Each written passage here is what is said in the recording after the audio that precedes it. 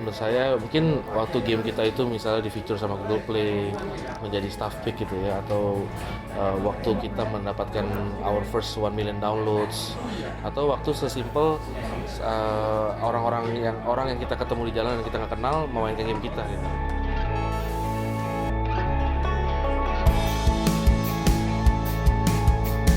Gitu ya. Kalau di sini karena kita studio game, jadi kita menjalankan sesuatu pekerjaan itu dengan fun tapi harus menghasilkan kayak gitu. Orang-orangnya juga welcome banget sama kita, saling membantu satu sama lain sih itu. Lebih ke orang-orang kantornya sih yang bikin semangat. Pastinya itu berasa banget di sini, rasanya kekeluargaan banget di Touch 10. Bener-bener nggak lo teman kantor gue nggak, tapi di sini tuh kayak lo keluarga gue. Kita bilang tuh kita kazoku, kita tuh family. Kalau misalnya kita di rumah itu malah kangen sama kantor gitu, orang-orangnya itu yang kita kangenin. Jadi kerjaannya juga lebih apa ya, lebih nggak berasa kerjaan dan berasa kayak bantu teman atau merasa kayak yuk kita kerjain bareng-bareng sama teman. Kayak kita kayak ngalamin kesusahan, kita kayak bisa langsung ngomong aja ke pihak-pihak kayak rekan kerja kita, terus kita bicarakan, terus langsung aja ada diskusi langsung di tempat gitu, langsung selesai masalahnya. Jadi karena di sini komunikasinya lancar sih. Kalau di Tasen itu semua orang yang ada di sini tuh memegang, tuh percaya sama ini core value kita. Pancasilanya Tasten gitu ya. Jadi fun, kreatif, kolaboratif, nurturing dan humble. Fun ya.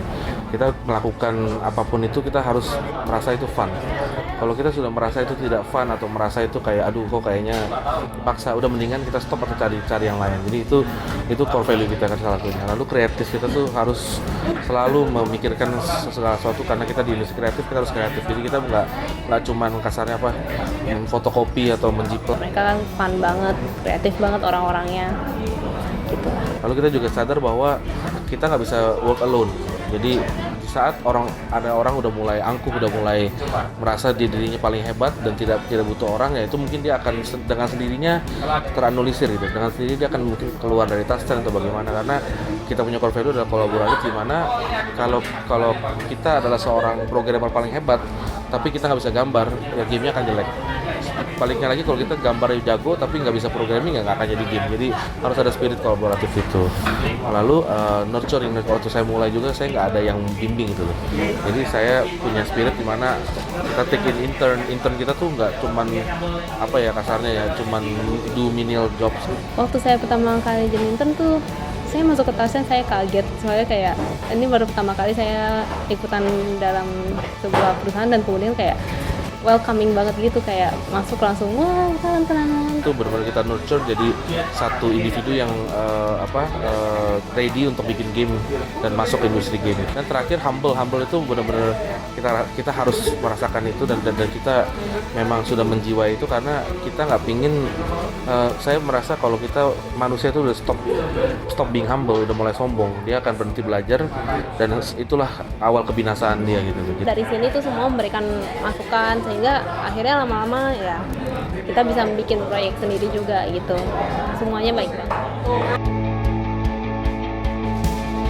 Itu investor kita menyuruh saya, Rocky dan Dede untuk pergi ke kita get away dari office dan kita benar-benar rapatin untuk menentukan core value.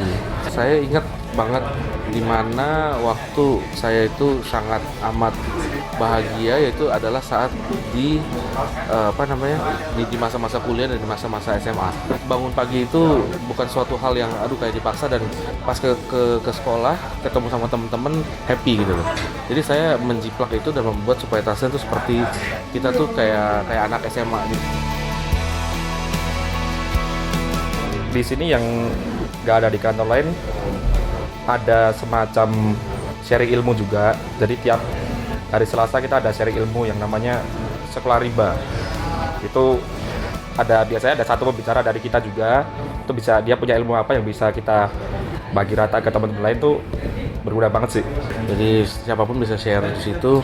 Artis mau nge-share unek-unek mereka, atau maksudnya share pro tips mereka, jadi orang-orang yang tarik bisa datang. Sistem kita sih lebih ke Jepang gitu sih, jadinya kita tuh di sini punya budaya tersendiri. Misalkan setiap pulang kita selalu ada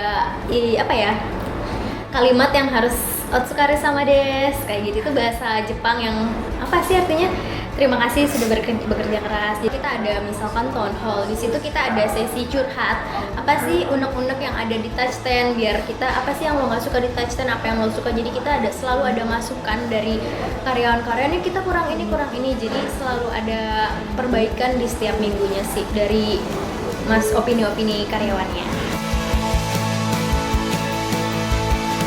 Ya masih sih, kita masih belum dibilang sukses banget karena kita masih mengejar yang namanya worldwide success gitu. Cuman menurut saya mungkin waktu game kita itu misalnya di feature sama Google Play menjadi staff pick gitu ya, atau waktu kita mendapatkan our first 1 million downloads, atau waktu sesimpel orang yang kita ketemu di jalan yang kita nggak kenal memainkan game kita gitu. Ya kayak gitu mungkin udah lumayan senang ya gitu.